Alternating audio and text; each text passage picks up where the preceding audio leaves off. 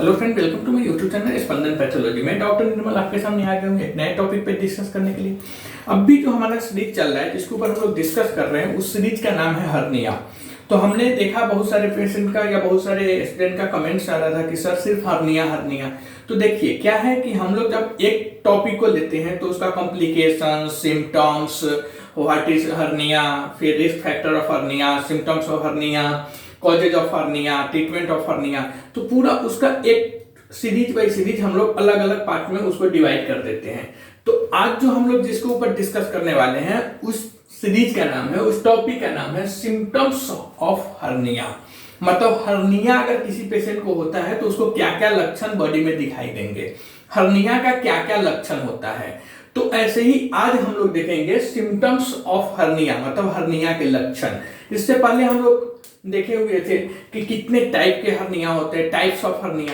तो सिर्फ हर्निया शब्द है बट उसका अलग अलग हम पार्ट बाय पार्ट डिवाइड कर देते हैं। तो आज आइए हम देखते हैं सिम्टम्स ऑफ हर्निया में क्या क्या होता है। तो first, not all hernias cause symptoms and different types of hernia में कॉज डिफरेंट सिम्टम्स। मतलब सभी हर्निया के लक्षण दिखाई नहीं देते हैं।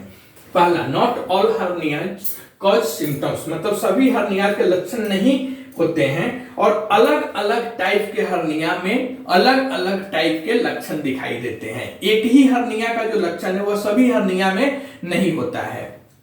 और सबसे पहले कि not all hernias cause symptoms, मतलब सभी हर्निया के लक्षण नहीं होते हैं और अलग अलग टाइप के हर्निया का अलग अलग लक्षण होता है। एक ही लक्षण सभी हर्निया का नहीं होता है। Okay, sign of a hernia is a visual lump or blood that appears during activities or in certain physical position and goes back in at other times। Hernia में मेनली दिखाई देने वाली गांठ या जिसे हम उभार बोलते हैं, वो हर्निया में मेनली दिखाई देने वाली गांठ या उभार होता है। और यह कब देता है उभार, कब आपको बाहर दिखाई देगा, तो जो कुछ हम हेवी फिजिकल वर्क करते हैं या हेवी मूवमेंट करने से वह गांठ जो होता है, वह उभार जो होता है वह बाहर आ जाता है और बाकी टाइम में फिर वापस वह अंदर चला जाता है। तो मेनली ये समझ लीजिए कि जो हमारा हर्निया है उसका जो दिखाई देता है बाहर निकलने का कि हर्निया बाहर आ गया है, वह कब आएगा, तो जब हम कोई मेहनत के काम करेंगे, मतलब हेवी फिजिकल वर्क करेंगे या कोई चीज भारी हम उठाएंगे या जोर से हम हंसेंगे, जोर से खांसेंगे, तो हमारी बॉडी की वहां पे जोर ज्यादा लगती है जिस काम में, वैसे काम में क्या होता है, हर्निया बाहर आ जाता है। ठीक है, you may also feel pressure a dull एक और pinching when the hernia comes out. मतलब हर्निया के बाहर आने पे सबसे पहले तो आप ये समझ जाइए कि हर्निया मेनली बाहर कब आता है, तो जब हम कोई हेवी फिजिकल वर्क करते हैं, मतलब कोई भारी चीज उठाते हैं या कोई भारी जिसमें हमारी बॉडी के ऊपर ऐसा काम करते हैं जिसके हमारे बॉडी के ऊपर बहुत ज्यादा जोर लगता हो, प्रेशर पड़ता हो, तो ऐसे कंडीशन में हर्निया बाहर अपनी जगह से बाहर आ जाते हैं। और हर्निया अगर बाहर आ जाते हैं तो क्या होगा, तो हर्निया बाहर आने पर आपको हल्का दर्द या फिर चुभन वाली दर्द महसूस हो सकता है। It may come out when you are standing, lifting, laughing और कॉफिंग। और यह तब बाहर आ सकता है, हर्निया तब बाहर आ सकता है जब आप काफी जोर लगा रहे हो बॉडी के ऊपर, जैसे कुछ भारी चीज उठा रहे हो या फिर हंस रहे हो या फिर आप जोर जोर से खांस रहे हो। ये सब अगर आप बॉडी में मूवमेंट करेंगे तो हर्निया बाहर आने की चांसेस ज्यादा बढ़ जाती है। Okay, next, what risk factors contribute to getting a hernia. मतलब आपको हर्निया होने की संभावना अधिक हो सकती है कब, या कौन सी ऐसी स्थिति में आपको हर्निया होने की संभावना ज्यादा हो जाती है। तो first, may be more likely to acquire a hernia if you have, ऐसा काम जिसमें भारी वजन उठाना या कई घंटों तक खड़ा रहना, मतलब ए job that involves heavy lifting और मेनी आवर्स ऑफ स्टैंडिंग। मतलब ऐसा काम करना जिससे भारी वजन उठाना हो या कई घंटों तक खड़ा रहने के वजह से भी हर्निया होने का चांसेस बढ़ जाता है। क्रोनिक कफ और allergies that cause chronic sneezing, या फिर पुरानी खांसी हो या एलर्जी जिसके कारण आपको लगातार छींक आ रही है, या क्या होता है कि हम जब छींक लेते हैं तो उसमें भी बॉडी को बहुत ज्यादा जोर लगाना पड़ता है, तो ऐसे कंडीशन में हर्निया होने की चांसेस, हर्निया को बाहर निकलने की चांसेस बढ़ जाती है।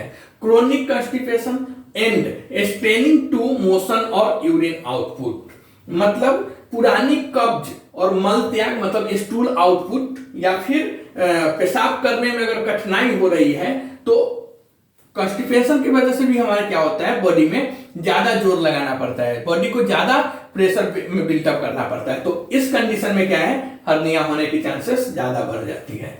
हिस्ट्री ऑफ एब्डोमिनल और पेल्विक सर्जरी, अगर कोई आपको पेट की सर्जरी हुई है, मतलब पेट का कोई ऑपरेशन हुआ है या फिर पेल्विक का कोई ऑपरेशन हुआ है, तो हर्निया होने का चांसेस रहता है। प्रेगनेंसी मेनली इन रिपीट प्रेगनेंसी, मतलब गर्भावस्था जिसे हम बोल सकते हैं, तो प्रेगनेंसी और मेनली ऐसा प्रेगनेंसी जो बार बार रिपीट प्रेगनेंसी मतलब बार बार प्रेग्नेंट होने से भी हर्निया होने का चांसेस होता है।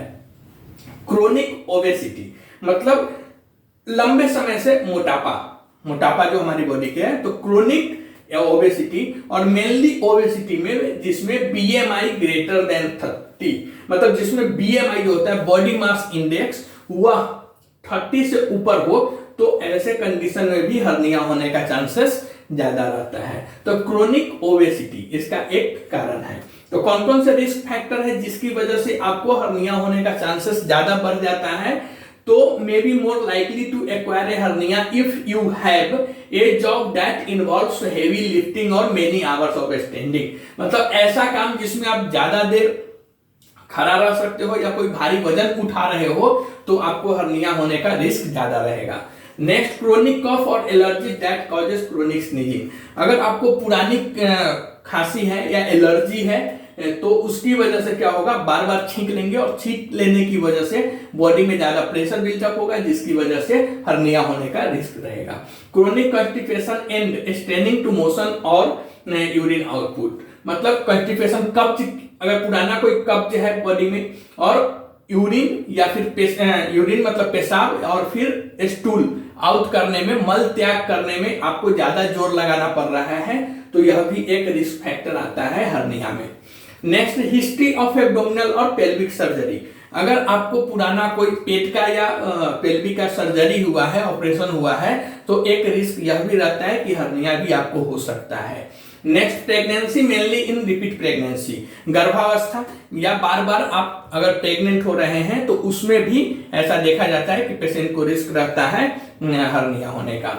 नेक्स्ट, क्रोनिक ओबेसिटी, अगर आप कोई पेशेंट पुराना मोटापा मतलब बहुत दिनों से हुआ मोटापा है, मेनली लंबे समय से मोटापा है, और जिसमें बीएमआई अगर उसका 30 के ऊपर चल गया है, ग्रेटर देन 30, तो वैसा भी एक कंडीशन देखा गया है जिसमें पेशेंट को हर्निया होने का रिस्क ज्यादा रहता है।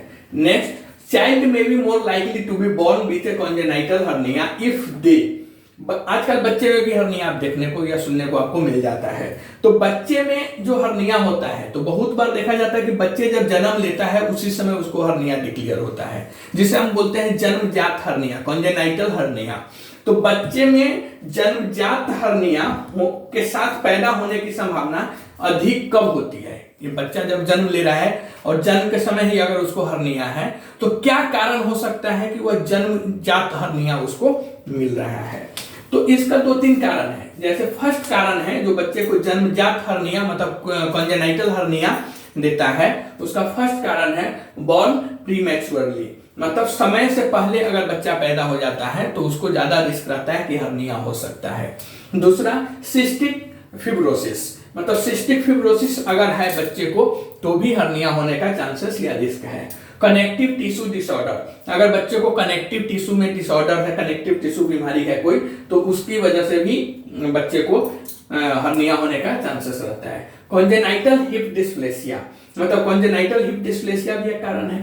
टेस्टिकल्स प्रॉब्लम, टेस्टिकल्स प्रॉब्लम मतलब जिसे हम अंडकोश बोलते हैं, तो अंडकोश का उतरना या वो अगर ब्लॉकेज है, ऑब्स्ट्रक्ट है, अवरुद्ध है, तो ऐसे कारण में भी हर्निया होने का चांसेस बच्चे में ज्यादा रहता है। Have other problems in reproductive और यूरिनरी सिस्टम, अगर किसी बच्चे को रिप्रोडक्टिव मतलब उसको रिप्रोडक्टिव सिस्टम में या यूरिनरी सिस्टम में, मतलब पेशाब वाली रास्ता में अगर कुछ प्रॉब्लम है तो उसको चांस ज्यादा रहता है कि उस बच्चे को जन्मजात मतलब कॉन्जेनाइटल हर्निया हो सकता है। तो यह सब कारण होता है, एक रिस्क फैक्टर होता है बच्चे में या फिर एडल्ट्स में हर्निया का। और सिम्टम्स ऑफ हर्निया में क्या होता है वो तो मैंने आपको बता ही दिया।